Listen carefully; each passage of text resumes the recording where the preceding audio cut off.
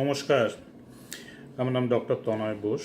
আমি এটা আমার বোধহয় পঞ্চম ভিডিও। আজকে আমি যে নিয়ে ভিডিওটা করছি, এই ভিডিওটা বেসিক্যালি বায়োলজিক্স বলে একটা ট্রিটমেন্টের জন্য আমরা এই ভিডিওটা করছি। আমরা রিউমাটোলজি প্র্যাকটিস করি। রিউমাটোলজির আন্ডারে অনেক ধরনের রোগ পড়ে। Rheumatoid arthritis, ankylosing spondylitis, psoriatic arthritis, SLE, এরকম অনেক খটোমটো রোগ পড়ে। এই রোগগুলো আমরা বেসিক্যালি আগেও ডিসকাস করেছি আমাদের যে ভিডিওগুলো ছিল। আজকে আমরা ডিসকাস করব বায়োলজিক্স নিয়ে। বায়োলজিক্স হচ্ছে একদম অত্যাধুনিক চিকিৎসা পদ্ধতি, যেটা ankylosing spondylitis, rheumatoid arthritis, psoriatic arthritis, reactive arthritis, SLE, vasculitis, lupus nephritis, এরকম রোগগুলো যেগুলো অটোইমিউন রোগ, যেগুলো নিজের শরীরের রোগ প্রতিরোধ করার কোষগুলো নিজের শরীরকেই নষ্ট করে দিচ্ছে, যেটার কোনো নির্মূল হয় না, যেটা কোনো সুরাহা নেই, যেটা ওষুধের ওপর থাকতে হয়, তাদেরকে চিকিৎসা করার জন্য বায়োলজিক্স অ্যাকচুয়ালি আবিষ্কৃত হয়েছে। বায়োলজিক্যালস অ্যাকচুয়ালি একটি বড় মলিকিউল, যেটা আমাদের শরীরে ইনজেক্ট করা হয়। কিছু বায়োলজিক্যালস ট্যাবলেট ফর্মেও পাওয়া যায়। তারা এক্স্যাক্টলি সেই কেমিক্যালটাকে গিয়ে ব্লক করে, যেই কেমিক্যালটা আমাদের শরীরে প্রদাহ তৈরি করছে। এরকম অনেক মলিকিউল বা কেমিক্যাল আছে শরীরে। সেরকমই বায়োলজিক্স বিভিন্ন কেমিক্যালের এগেনস্টে ডাইরেক্টেড। যেমন টিএনএফ আলফা বলে একটি কেমিক্যাল হয়, যেটা অ্যাঙ্কাইলোজিং স্পন্ডাইলাইটিস বা সোরিয়াটিক আর্থ্রাইটিস এবং রিউমাটয়েড আর্থ্রাইটিসেও যথেষ্ট পরিমাণে প্রদাহ সৃষ্টি করে এবং আমাদের জয়েন্টে আর্থ্রাইটিস করে। এবং এই কেমিক্যালগুলোকে আমি যদি বন্ধ না করি বা চুপ না করাই, তারা বেসিক্যালি আমাদের জয়েন্টটাকে নষ্ট করে দেওয়ার ক্ষমতা রাখে।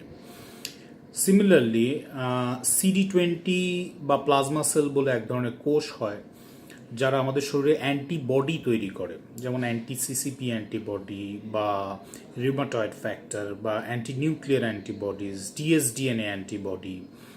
সো এই কোষগুলোকেও আমরা যদি চুপ করিয়ে দিই, তাহলে এই অ্যান্টিবডি প্রোডাকশন বা অ্যান্টিবডি তৈরিটা আমাদের কমে যাবে। আর অ্যান্টিবডি তৈরি কমে গেলে যে অ্যান্টিবডিগুলো এই রোগগুলোকে বাড়িয়ে দেয় বা রোগগুলোর হওয়ার জন্য দায়ী, তাদেরকে আমরা বন্ধ রাখতে পারলে এই রোগটা আমরা প্রশমিত করতে পারবো। তবে অবশ্যই বলে রাখা দরকার, বায়োলজিক্স কিন্তু রোগ নির্মূল করতে পারে না। বায়োলজিক্স খুব চট করে কাজ করে, খুব ভালো কাজ করে। একটা রোগ যেটা কিছুতেই ওষুধে কন্ট্রোল হচ্ছে না, সেই রোগকেও বায়োলজিক্স ট্রিটমেন্ট দিয়ে শান্ত করে রাখা যায়। কিন্তু আবার বলে দিচ্ছি, বায়োলজিক্স কিন্তু নির্মূল করার ক্ষমতা রাখে না। এই বায়োলজিক্সগুলো অনেক খরচ সাপেক্ষ, কারণ এরা তৈরি হয় খুব কমপ্লিকেটেড ওয়েতে এবং আমাদের দেশে তৈরি হয় না। এরা বাইরের দেশে তৈরি হয় এবং এদের দামটা নির্ধারণ করা হয় বাইরের দেশের মানুষদের খরচ করার ক্ষমতার উপর ডিপেন্ড করে। এবং আমাদের দেশে কিছুটা সাবসিডাইজড হয়ে আসে ঠিকই, কিন্তু তার মানে এই নয় যে যে কোনো মানুষ সেটাকে অ্যাফোর্ড করতে পারে। তাও ইদানিং বায়োলজিক্সের যে ম্যাক্সিমাম রিটেল প্রাইস, সেই প্রাইসে মানুষরা পায় না, তারা ডিস্ট্রিবিউটর প্রাইসে পায়। তার জন্য তাও কিছুটা খরচ বাঁচে। নাহলে আমি একটা এক্সাম্পল দিতে পারি। একটা ইনজেকশন ইনফ্লিক্সিম্যাব, যেটা 100 মিলিগ্রাম ইনফ্লিক্সিম্যাব একটা ভায়েলের দাম পড়ে হচ্ছে 32,000 টাকা এমআরপি, এবং একটা পেশেন্টের 3 থেকে 5 মিলিগ্রাম প্রতি কিলো লাগে। অতএব 60 কিলো ওজনের কোনো পেশেন্ট যদি হয়, তাকে যদি আমি 3 মিলিগ্রাম প্রতি কেজি করেও দিই, 180 মিলিগ্রাম মানে অ্যাটলিস্ট 200 মিলিগ্রাম বা 2 ভায়েল ইনফ্লিক্সিম্যাব লাগে। 2 ভায়েল ইনফ্লিক্সিম্যাব কিনতে তার এমআরপিতে পড়ে যাবে প্রায় 64,000 টাকা। বুঝতেই পাচ্ছেন, এই ইঞ্জেকশনটা আজকে নিতে হবে, 2 সপ্তাহ পরে নিতে হবে, 2 মাস পরে পরে নিয়ে যেতে হবে। সো সাধারণ মানুষের সীমার বাইরে। যাই হোক, দামের দিকে আমরা পরে আসছি। আগে আসি বায়োলজিক্স কি এবং কোন রোগে ব্যবহার হয় এবং কি কি ধরনের আছে। সো বায়োলজিক্সকে ব্রডলি আমরা ডিভাইড করি দুভাগে। একটা হচ্ছে টিএনএফ ব্লকার, যারা টিএনএফ আলফা বলে কেমিক্যালটিকে ব্লক করে, আর যারা নন টিএনএফ ব্লকার, বা টিএনএফ ছাড়া অন্য কোনো কেমিক্যাল ব্লক করে। সো টিএনএফ ব্লকারের মধ্যে যে বায়োলজিক্সগুলো পড়ে, তারা হচ্ছে ইটানারসেপ্ট, অ্যাডালিমোম্যাব, ইনফ্লিক্সিম্যাব, এই তিনটে মেজর পড়ে। এবং এরা তিনজনই আমরা যে যে রোগে ব্যবহার করতে পারি, তার মধ্যে প্রধান হচ্ছে ankylosing spondylitis, rheumatoid arthritis, psoriatic arthritis, juvenile idiopathic arthritis, মানে শিশুদের যে বাত হয় তাতে এই তিনটে রোগ ওষুধ ব্যবহার করা যায়। আরেকটি টিএনএফ ব্লকার হচ্ছে গোলিমুম্যাব, সেটাও দেওয়া যায়, সেটা আমি বলতে ভুলে গেছিলাম। নন টিএনএফ ব্লকারের মধ্যে সব থেকে ইম্পর্টেন্ট ইনজেকশন বা বায়োলজিক হচ্ছে রিটুক্সিম্যাব। রিটুক্সিম্যাব বা রিটাক্সিম্যাব যে নামেই বলি না কেন, এরা হচ্ছে CD20 মলিকিউল ব্লকার। এরা হচ্ছে সেই প্লাজমা সেল বা সেই কোষগুলোকে ব্লক করে যারা অ্যান্টিবডি তৈরি করে। রিটাক্সিম্যাব ইউজ হয় অনেকগুলো রোগে, তার মধ্যে রিউমাটয়েড আর্থ্রাইটিসেও রিটক্সিম্যাব ইউজ হয়, কিন্তু তাদেরকেই দিই যাদের রিউমাটয়েড ফ্যাক্টর বা অ্যান্টিসিসিপি অ্যান্টিবডি ব্লাড ভ্যালুগুলো অনেক হাই, কারণ এগুলো অ্যান্টিবডি আর রিটুক্সিম্যাব অ্যান্টিবডি তৈরি বন্ধ করে বলে এদের ক্ষেত্রে রিটুক্সিম্যাব খুব ভালো কাজ করে। তাছাড়া ভ্যাসকুলাইটিসে রিটুক্সিম্যাব ভালো কাজ করে, এসএলইতে রিটুক্সিম্যাব খুব ভালো কাজ করে, স্ক্লেরোডার্মাতে রিটুক্সিম্যাব ভালো কাজ করে, এবং অনেক সময় স্ক্লেরোডার্মা ইনডিউসড লাং ডিজিজেও রিটুক্সিম্যাব খুব ভালো কাজ করে। এই 4টে প্লাস এই একটা 5টা ওষুধ ছাড়াও আরও কিছু ক্যাটাগরির ওষুধ আছে, যেমন আমি আপনাকে বলি সেকুকিনুম্যাব। হ্যাঁ, খটোমটো নাম, সেকুকিনুম্যাব। এই ইনজেকশনটা অ্যাকচুয়ালি আবিষ্কার হয়েছিল সোরিয়াটিক আর্থ্রাইটিস, সোরিয়াসিস বলে এক ধরনের স্কিন ডিজিজ হয়, তার সাথে আর্থ্রাইটিস থাকে, তাতে সেকুকিনুম্যাব খুব ভালো কাজ করে। তাছাড়া অ্যাঙ্কাইলোজিং স্পন্ডাইলিটিসেও খুব ভালো কাজ করে সেকুকিনুম্যাব। অ্যাবাটাসেপ্ট বলেও একটি ইনজেকশন আছে, কোরিসেপ্টার ব্লকার বলি আমরা, এরাও রিউমাটয়েড আর্থ্রাইটিস, অ্যাঙ্কাইলোজিং স্পন্ডাইলিটিসেও ভালো কাজ করে। তাছাড়া আমরা ওরাল কিছু বায়োলজিক্স পাই যেটা মুখে ট্যাবলেট হিসেবে পাওয়া যায়, এদেরকে আমরা বেসিক্যালি বলি হচ্ছে small molecule blockers. Small molecule blockers, এদের মধ্যে পড়ে হচ্ছে টোফাসেটিনিব আর ব্যারিসিটিনিব। এই দুটোই ট্যাবলেট ফর্মে পাওয়া যায়। টোফাসেটিনিব এবং ব্যারিসিটিনিব দুটোই কিন্তু রিউমাটয়েড আর্থ্রাইটিসে খুব ভালো কাজ করে। ভিডিওটা খুব লেন্দি হয়ে যাবে যদি প্রত্যেকটা মলিকিউলকে নিয়ে আমরা ডিসকাস করি, তবে গ্রসলি আমি আপনাদেরকে বলি যে এই বায়োলজিক্স ফ্রিলি সবাইকে দেওয়া সম্ভব নয়। টিএনএফ আলফা বা CD20 বা অ্যান্টিবডিজ, এরা কিন্তু অ্যাকচুয়ালি আমাদের সুস্থ মানুষের শরীরে খুব প্রয়োজন, কারণ এরা বাহ্যিক ব্যাকটেরিয়া বা ভাইরাসের বিরুদ্ধে এরা খুব সুন্দর যুদ্ধ করে এদেরকে মেরে ফেলতে পারে। সো টিএনএফ আলফা আমাদের অ্যাকচুয়ালি ইমিউন সিস্টেমের একটা অংশ। CD20 মলিকিউল একটা ইমিউন সিস্টেমের অংশ। যখনই আমি কাউকে বায়োলজিক্স দিচ্ছি, এরা কিন্তু ইমিউন সিস্টেমটাকে পার্শিয়ালি ডাউন করছে, টিএনএফ আলফা প্রোডাকশনটাকে কমিয়ে দেবে। ন্যাচারালি বাহ্যিক ভাইরাস বা ব্যাকটেরিয়া ঢুকলে এদের কিন্তু চট করে রোগটা শুরু হবে না। যেমন কমন ইনফেকশনস, এই ওষুধগুলো যদি নেয় কেউ, তাহলে এদের একটা ফ্যারিঞ্জাইটিস বা সর্দি কাশি বা কাশি এরকম লেগে থাকতেই পারে। তার কারণ হচ্ছে যে আমরা সবসময় শ্বাস প্রশ্বাস নিচ্ছি, বাহ্যিক ব্যাকটেরিয়া ভাইরাস শরীরে ঢুকছে, একটা ছোট ইনফেকশন হয়, সেটা আমরা অর্ধেক ক্ষেত্রে টেরই পাই না। তার কারণ হচ্ছে এই ইমিউন সিস্টেমগুলো এদেরকে মেরে একদম শরীর থেকে বিতাড়িত করে দেয়। যখনই আমি এদেরকে চুপ করিয়ে দেবো, তাহলে কিন্তু আমাদের একটু ঘন ঘন সর্দি কাশি হওয়ার একটা সুযোগ থাকতে পারে। তবে সেটা খুব একটা বড় ব্যাপার নয়, সেটা ম্যানেজ করে নেওয়া যায়। এই ইনজেকশনগুলো শুরু করার আগে অবশ্যই আমরা দেখে নিই যে পেশেন্টের শরীরে টিবির জীবাণু লুকিয়ে আছে কিনা। লুকিয়ে থাকা আর রোগ হওয়ার মধ্যে একটা তফাৎ আছে। আমাদের ইন্ডিয়ান সাবকন্টিনেন্টে যারা থাকি, তাদের বেসিক্যালি এত ডেন্স পপুলেশন এবং টিবির লোকজন বা টিবির রুগী এত বেশি, আমরা কর্মক্ষেত্রেই অনেক সময় টিবির জীবাণুর সাথে আমরা শ্বাস প্রশ্বাসের সাথে টিবির জীবাণু শরীরে ঢুকে যায়, এবং ঢুকে এরা প্রথমে লাঙে গিয়ে একটা জায়গায় বাসা বাঁধে, ছোটোখাটো একটা ইনফেকশন করে যেটা আমাদের কারোর ক্ষতি করেও না, এবং ওখানে চুপচাপ বসে থাকে। রোগটা হয় না, মানুষ বোঝেও না যে তার শরীরে টিবির জীবাণু আছে। 80% লোকের এরকম থাকে, এবং এরা আছে কিনা জানা যায় মান2 টেস্ট করলে বা কোয়ান্টিফেরন টিবি গোল্ড বলে একটি টেস্ট করলে এটা জানা যায়। মান2 টেস্ট করলে 10/10 বেশি যদি আমার ওই জায়গাটা ইনডিউরেশন হয়, মানে ফুলে যায়, তখন আমরা বলি মান2 পজিটিভ। তার মানে এই নয় যে পেশেন্টের টিবি রোগ আছে, তাকে চিকিৎসা করতে হবে, সে টিবিতে ভুগছে, তা নয়। তার মানে এইটুকুই যে টিবির জীবাণুটা তার শরীরে লুকিয়ে আছে অ্যাকচুয়ালি।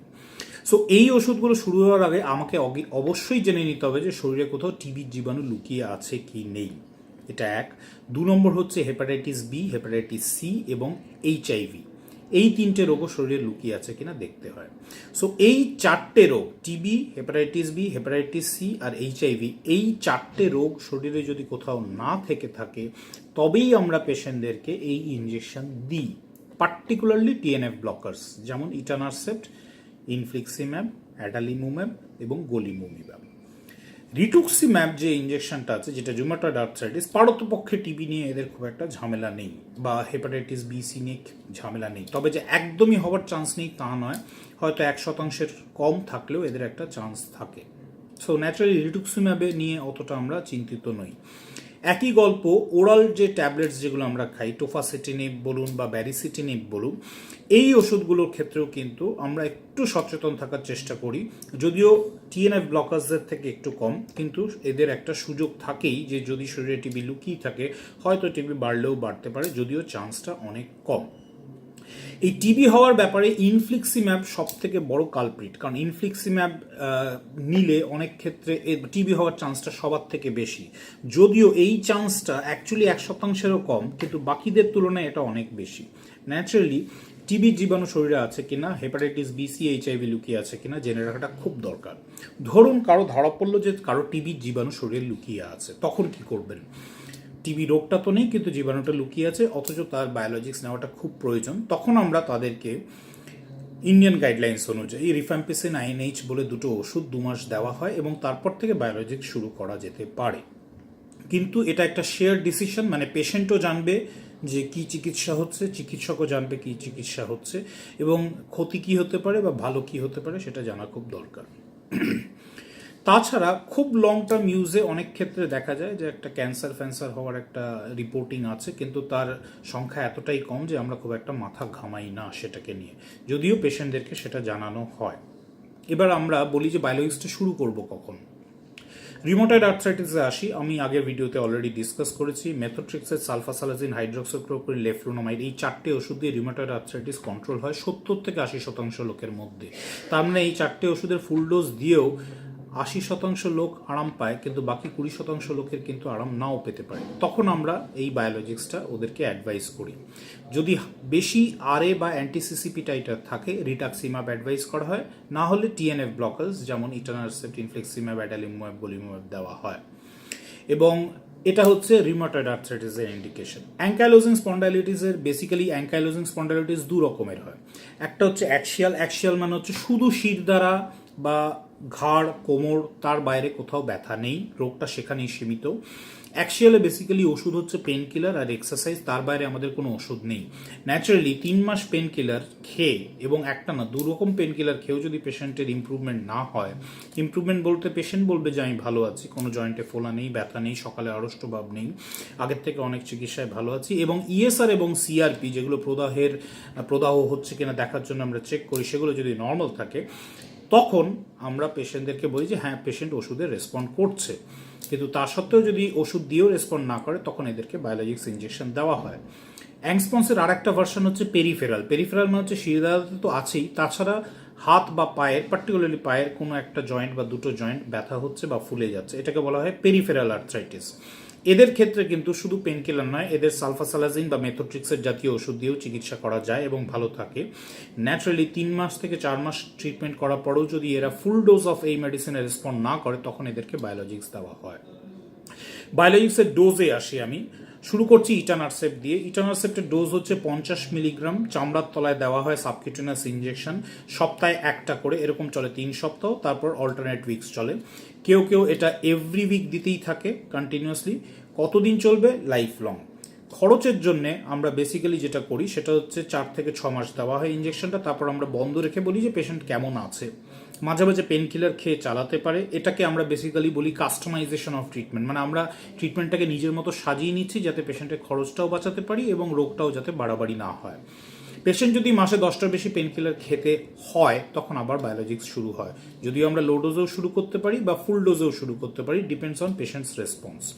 ইটানারসেপ্ট ডিসকাস করলাম, 50 মিলিগ্রাম, প্রতি সপ্তাহে একটা করে ইঞ্জেকশন 3 মাস, তারপর অল্টারনেট উইকস মানে মাসে 2টো করে ইঞ্জেকশন চলবে। নেক্সট আসছে ইনফ্লিক্সিম্যাব। ইনফ্লিক্সিম্যাব হচ্ছে একটা ইন্ট্রাভেনাস ইঞ্জেকশন, অতএব হাসপাতালে ভর্তি হতে হয়।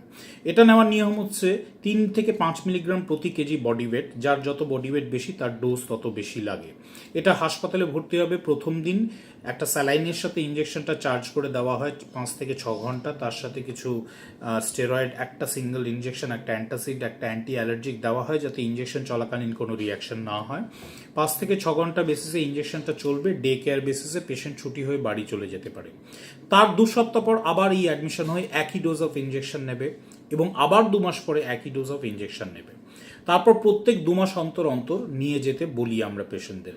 তবে পেশেন্টরা ভালো থাকলে আবার আমরা কাস্টমাইজেশন অফ ট্রিটমেন্ট করি। যদি পেশেন্ট ভালো থাকে তখন বলা হয় যে যখন আপনাদের অসুবিধা হচ্ছে তখন আসবেন, আদারওয়াইজ দরকার নেই। 3 মাস পর পর এমনিই ফলো আপে পেশেন্টকে ডাকা হয় কেমন আছে জানার জন্য।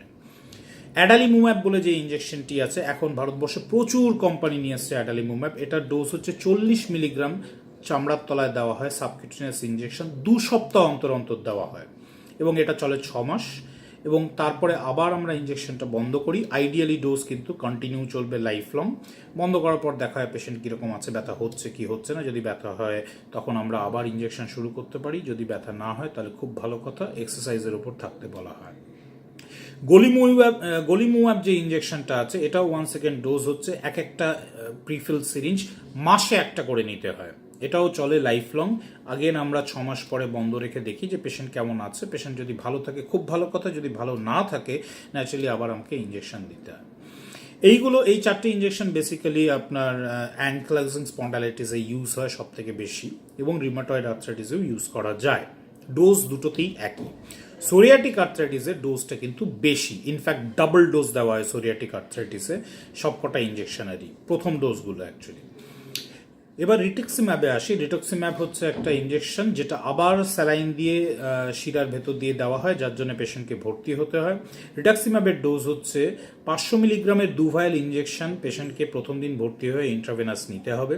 তার 2 সপ্তাহ পরে আবার এই একই ইন্ট্রাভেনাস ইঞ্জেকশন নিতে হবে, যে ইঞ্জেকশনটা অ্যাকচুয়ালি 5 থেকে 6 ঘন্টা দেওয়া হয়। তার 6 থেকে 7 মাস পরে আবার পেশেন্টকে ভর্তি হয়ে এরকম 2 সপ্তাহ গ্যাপে দুটো ইঞ্জেকশন নিতে হয়।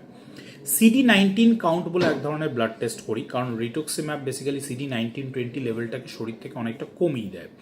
প্রথম দুটো ইঞ্জেকশন নেওয়ার পর 6 মাস পরে একটা CD19 কাউন্ট করে আমরা দেখি। যদি CD19 কাউন্টটা দেখি যে আনডিটেক্টেবল, মানে শরীরে দেখাই যাচ্ছে না ওই কোষগুলো, তাহলে আমরা রিটুক্সিম্যাব ইঞ্জেকশনটা একটু পিছিয়ে দিতে পারি যতদিন না CD19 কাউন্টটা উঠে আসছে, আবার নর্মাল হচ্ছে। যদি নর্মাল হয় তাহলে বুঝবো যে রিটুক্সিম্যাবের এফেক্টটা চলে যাচ্ছে। আবার CD19 কাউন্ট বাড়লে তখন আমরা রিটুক্সিম্যাব ইনজেক্ট করে দিই আমরা। এরকম চলে হোল লাইফ। সো সেকুকিনিম্যাব বলে যে ইঞ্জেকশনটা আছে এটাও চামড়ার তলায় রিকনস্টিটিউট করে ইনজেক্ট করা হয়। এটার ডোজটা, এটা অ্যাকচুয়ালি আবিষ্কার হয়েছিল সোরিয়াটিক আর্থ্রাইটিসের জন্য, তবে অ্যাঙ্কালোজিং স্পন্ডালাইটিসে এটা খুবই ভালো কাজ করে। এই ইঞ্জেকশনটা বেসিক্যালি 1 সেকেন্ড চামড়ার তলায় দিতে হয়। এটার একটা ইন্ডাকশন থেরাপি আছে যেটা সপ্তাহে একটা করে 4 সপ্তাহ চলে, তারপর মাসে একটা করে নিতে হয়। অ্যাকচুয়ালি খুব সুন্দর কাজ করে ankylosing spondylitis and psoriatic arthritis দুটোতেই। লোকেরা প্রশ্ন করতেই পারে যে কোনটা ভালো, আর উত্তর হচ্ছে সবাই এক। তার কারণ হচ্ছে যে আমরা যে রিসার্চ পেয়েছি বা যত গাইডলাইন্স আছে, কেউ কোথাও বলছে না যে আপনি এটা আগে প্রেফার করুন বা ওটা পরে প্রেফার করুন, এটা না হলে ওটা এটসেট্রা, এরকম নয়। তবে হ্যাঁ, ইঞ্জেকশন যে কাজ করবেই তার গ্যারান্টি বেসিক্যালি আমরা চিকিৎসকরা দিতে পারি না। তবে আমাদের এক্সপিরিয়েন্স অনুযায়ী 85-90% পেশেন্ট প্রত্যেকেই রেসপন্ড করে। যদি 10% রেসপন্ড না করে তাহলে যে ইঞ্জেকশনটা রেসপন্ড করেনি সেই ক্যাটাগরির ইঞ্জেকশন আর আমরা রিপিট করি না, আমরা একটা অন্য ক্যাটাগরিতে শিফট করে যাই। যদি ধরুন রিউমাটয়েড আর্থ্রাইটিস পেশেন্ট ইটানারসেপ্টে রেসপন্ড করলো না, তখন আমরা চেষ্টা করি তাকে রিটাক্সিম্যাব দেওয়ার চেষ্টা, বা যে রিটাক্সিম্যাবে রেসপন্ড করলো না তাকে ইনফ্লিক্সিম্যাব বা অ্যাডালিমুম্যাব দেওয়ার চেষ্টা করি আমরা। এটা হচ্ছে normal way of treatment. Injection use করতে করতেও এফেক্ট চলে যেতে পারে, পার্টিকুলার ইনফ্লিক্সিম্যাবে এটা আমরা পাই, কারণ এই ওষুধগুলোর এগেনস্টে আবার অ্যান্টিবডি তৈরি হয়ে যায় বডিতে, এটাকে বলে অ্যান্টি ড্রাগ অ্যান্টিবডি। তো তখন আমরা যদি এই ইঞ্জেকশনটা ধরুন পেশেন্ট প্রথম সপ্তাহে নিল, 2 সপ্তাহ পরে নিল, 2 মাস পরে নিল, আবার 4 মাস পরে নিল, তারপর দেখছে যে প্রথম কদিন খুব ভালো ছিল, তারপর 1 মাসও টিকছে না ভালো থাকাটা, তারপর আবার ইঞ্জেকশন নিতে হচ্ছে, তাহলে বুঝতে হবে যে এই ওষুধের এগেনস্টে একটা অ্যান্টি ড্রাগ অ্যান্টিবডি, মানে ওষুধটা শরীরে ঢুকলেই কেউ একটা ওকে অ্যাটাক করে তাকে নষ্ট করে দিচ্ছে বা তাকে কর্মক্ষমতাহীন করে দিচ্ছে, সে অ্যাকচুয়ালি কাজ করতে পারছে না, ইঞ্জেকশনটা দেওয়ার তখন কোনো যুক্তি থাকে না। তখন বেসিক্যালি আমরা অন্য বায়োলজিক্সে শিফট করে যাই। বায়োলজিক্স আর কস্টলি, আমি এরপরে আর কন্টিনিউ করবো না, কারণ এক একটা বায়োলজিক্স নিয়ে বলতে গেলে অনেক সময় লাগবে। এটাই আপনাদের যদি কোনো কোয়ারি থাকে আপনারা কমেন্ট করতেই পারেন, আমি প্রত্যেকটা উত্তর দেওয়ার চেষ্টা করব। বায়োলজিক্স আর কস্টলি বাট ভেরি এফেক্টিভ, এবং যদি ক্ষমতা থাকে বা সামর্থ্য থাকে আমরা সাজেস্ট করব প্লিজ টেক বায়োলজিক্স যখন প্রয়োজন। কারণ ওষুধ দিয়ে ট্রিটমেন্টটা সবসময় আগে অ্যাডভোকেটেড এবং অ্যাডভাইসড। ওষুধ দিয়ে চিকিৎসা 3, 4, 5 মাস করেও পেশেন্টের কোনো আরাম যদি না হয়ে থাকে, তখন আমরা বলি পেশেন্টকে বায়োলজিক্স ইউজ করতে। পেশেন্টের বায়োলজিক্সটা অবশ্যই একজন রিউমাটোলজিস্টের আন্ডারে যেন হয়। রিউমাটোলজিস্ট ছাড়া এই বায়োলজিক্সটা মনিটর কেউ করতে পারবে না। এটা একটা শেয়ার ডিসিশন। পেশেন্ট এবং রুগী সে জানবে যে ওষুধটা কেন দেওয়া হচ্ছে, তার কি সাইড এফেক্ট, কতটা এফেক্ট হতে পারে, কতটা এফেক্ট নাও হতে পারে। চিকিৎসক সেটা পেশেন্টকে এক্সপ্লেন করে দেবে। অবশ্যই এটা খরচ একটা বড় ব্যাপার, কারণ ওষুধ নেওয়ার পর যদি কাজ না করে সেটা যারা নিচ্ছে তাদের পক্ষে খুবই বেদনাদায়ক জিনিস, সেটা আমরাও বুঝতে পারি। কিন্তু পুরো জিনিসটা পরিষ্কার থাকাটা খুব দরকার। আমরা যে যতটা বায়োলজিক্স ইউজ করে দেখেছি, রেসপন্স ইজ অ্যাবসলিউটলি এক্সেলেন্ট। আমরা খুব কনফিডেন্ট বায়োলজিক্স ইউজের ব্যাপারে। আমরা পিছিয়ে যাই শুধু পেশেন্টরা অ্যাফোর্ড করতে পারে না বলে, যদিও খুবই যুক্ত কারণ ইঞ্জেকশনগুলোর প্রচুর দাম এখন। সো এই চ্যানেলের উপর আপনারা চোখ রাখবেন। আমরা আরও ডিসকাশন করব। আপনাদের ছোটোখাটো প্রশ্ন থাকলে আপনারা করতে পারেন, আমি রেসপন্ড করব। প্রশ্ন করলে আমি জানতে পারবো যে এক্স্যাক্টলি কী কোয়ারি, সেই হিসেবে আমরা ভিডিও দেব। রিউমাটোলজির সম্বন্ধে লোকেদের ধারণা বড় কম। লোকেরা ভাবে খুবই নতুন ডিসিপ্লিন। বাত ব্যথা হলে লোকেরা অর্থোপেডিক বা নিউরোলজিস্টের কাছে যায়। আমি রিকোয়েস্ট করব, অবশ্যই যে কোনো ব্যথা যাই হোক না কেন, অবশ্যই একজন রিউমাটোলজিস্টের সাথে যোগাযোগ করুন। চ্যানেলে চোখ রাখবেন। ধন্যবাদ।